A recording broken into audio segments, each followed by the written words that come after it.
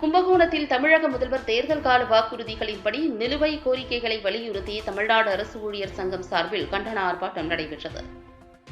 கும்பகோணத்தில் புதிய ஓய்வூதிய திட்டத்தை ரத்து செய்து பழைய ஓய்வூதிய திட்டத்தை அமல்படுத்த வேண்டும். அரசு துறையில் காலியாக உள்ள லட்சக்கணக்கான காலி பணியிடங்களை நிரப்பிட வேண்டும். 21 மாத நிலுவைத் தொகையை உடனே வழங்க வேண்டும். அரசு ஊழியர்களின் பணிச்சுமையை குறைக்க அலுவலக பணி நேரத்திற்கு பின்பும் விடுமுறை தினங்களிலும் ஆய்வுக் கூட்டம் நடத்துவதை கைவிட வேண்டும். சத்துணவு ஊழியர்களை கொண்டு அனைத்து பள்ளிகளுக்கும் காலை சிற்றுண்டி திட்டத்தினை சத்துணவு ஊழியர்களை கொண்டு நடைமுறைப்படுத்த வேண்டும்.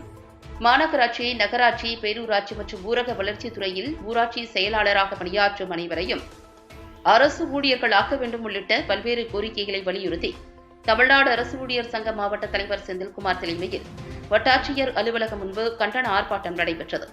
இந்த ஆர்ப்பாட்டத்தில் மாநில பொருளாளர் டேனியல் ஜெய்சி, மாவட்ட செயலாளர் ரமேஷ், வட்ட தலைவர் செல்வம், வட்ட செயலாளர் பிரபாகரன், திருவிடைமருதூர் வட்ட கிளை செயலாளர் கண்ணன், மாவட்ட மகளிர் துணை அமைப்பாளர் கவிதா மற்றும் துறைவாரி சங்கங்களின் நிர்வாகிகள், பொறுப்பாளர்கள் உள்ளிட்ட ஏராளமானோர் கலந்து கொண்டு கண்டன முழக்கங்களை எழுப்பினர்.